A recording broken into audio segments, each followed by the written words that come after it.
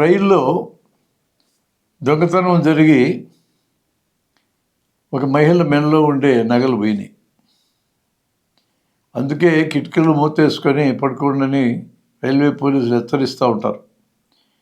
కానీ దొంగతనం మీద బతికే వాళ్ళు ఎవరెవరు అజాగ్రత్తగా ఉంటారో జాగ్రత్తగా పరిశీలిస్తూ ఉంటారు. వీళ్ళ అజాగ్రత్తను వాళ్ళు జాగ్రత్తగా పరిశీలిస్తారు.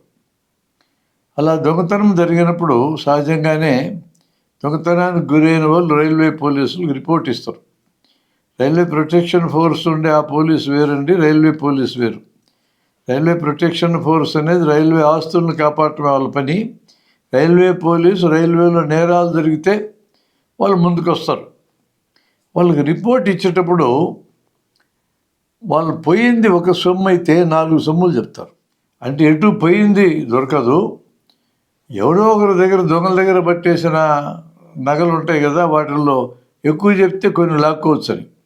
ఇప్పుడు చెప్పండి నాకు, దొంగతనం చేసినోడు పెద్ద దొంగనా, తను పోయినటువంటి వస్తువులకు మించి చెప్పి ఎక్కువ దొరికితే లాక్కుందాం అనుకున్నాడు పెద్ద దొంగనా?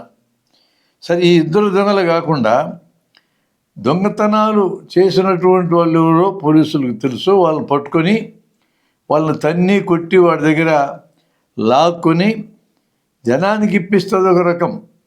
ఎక్కడ ఇప్పిస్తారో వాళ్ళు ఎక్కువ చెప్పారుగా, వాళ్ళు చెప్పినంత ఎట్టి ఇప్పించలేరు. ఆ దొంగతనం జరిగిందంటే కనీసం 50% నొక్కేసే కార్యక్రమం చేస్తారు ఈ దొంగలను పట్టుకునే వాళ్ళు. ఇప్పుడు 3 రకాల దొంగలు మనకు ఎదురైనారు.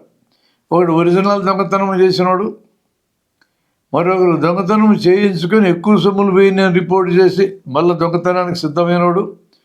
ఏమీ కష్టపడకుండా ఎవడో దొంగతనం చేస్తే సగం పర్సెంటేజ్ బీక్కున్నాడు. ఈ దొంగలు జైల్లో పడితే ఇడిపించడానికి ఫీజు అనే పేరుతో వసూలు చేసే ఆ రకమైన కోర్టుల్లో ఉండే దొంగలు. ఇంతమంది దొంగల్లో ఎక్కువ దెబ్బలు తినేది ఎవడంటే మొదట దొంగతనం చేసినాడు. ఎక్కువ క్లెయిమ్ చేసినాడు, ఏ శిక్ష ఉండదు.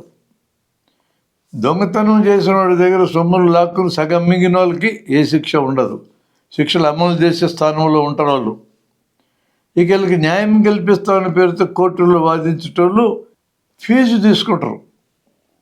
దొంగతనం చేసినవాడు దొంగతనంలో భాగం అన్నారు, దాన్ని ఫీజు అంటారు. ఇట్లాంటి విచిత్రమైన చోట మనం జీవిస్తూ ఉన్నాం.